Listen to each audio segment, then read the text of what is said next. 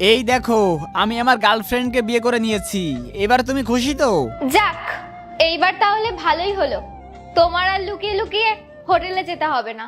হ্যাঁ, এখন থেকে যা কিছু হবে সব তোমার সামনেই হবে। তাহলে এবার তুমি বাড়ি থেকে চলে যাও। তুমি সারা জীবন ভালো থেকো। তুই এখন এখানে দাঁড়িয়ে দাঁড়িয়ে কি দেখছিস? বেরিয়ে যা এখন এখান থেকে। চলো বেবি, তাহলে এবার আমরা ঘরে যাই। ডলি, খুব কষ্ট হয়ে গেছে, খাবার দাও। খাবার? আসলে বুবাই আমার খুব জোর খিদে পেয়েছিল, আর আমি বাইরে থেকে খাবার অর্ডার করে খেয়ে নিয়েছি। আরে তুমি খেয়েছো ঠিক আছে, কিন্তু আমার জন্য খাবারটা তো বানিয়ে রাখবে। আরে তোমার খিদে পেয়েছে তো বানিয়ে খেয়ে নাও না তুমি, কেন আমাকে বারবার বলছো? আরে সারাদিন তুমি বাড়িতে কি করো? শুধু এই খাবারটা বানানোই তো কাজ। এখন কি তুমি খাবারটাও বানাতে পারবে না?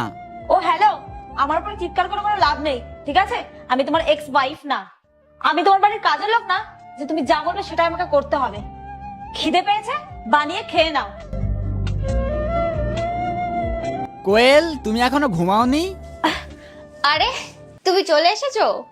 দাঁড়াও, আমি তোমার জন্য খাবার বেড়ে আনছি।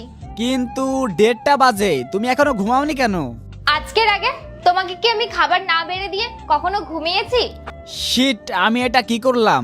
এরপর কি হলো সেইটা দেখার আগে এই দুইটা ছবির মধ্যে যে কোনো একটা ছবিকে ভালোবেসে থাকলে ভিডিওটিতে লাইক করে দাও আর চ্যানেলটি সাবস্ক্রাইব করে দাও। আর যদি না করো তাহলে আমি বুঝবো তোমরা এই দুইটা ছবির একটাকেও ভালোবাসো না। আর কমেন্টে আমিন লিখে যাও। ডলি, তোমার সাথে আমার কিছু কথা আছে। হ্যাঁ বলো। ওই সন্ধ্যাবেলা আমার বাবা মা আসছে। কি? হ্যাঁ, তুমি ভালো কিছু বানিয়ে রেখো, ঠিক আছে? আচ্ছা, তোমার মা বাবা আসছে? তুমি কাকে জিজ্ঞাসা করে তোমার মা বাবাকে এখানে আসতে বলেছো? তো কি হয়েছে, এই বাড়িটা আমার, আর ওনাদের যখন ইচ্ছা হবে তখন আসবে। তুমি মনে হয় ভুলে গেছো এই বাড়িটা এখন আমার নামে। আর এরপরে কি হয় পার্ট 2 দেখতে চাইলে কমেন্ট করো।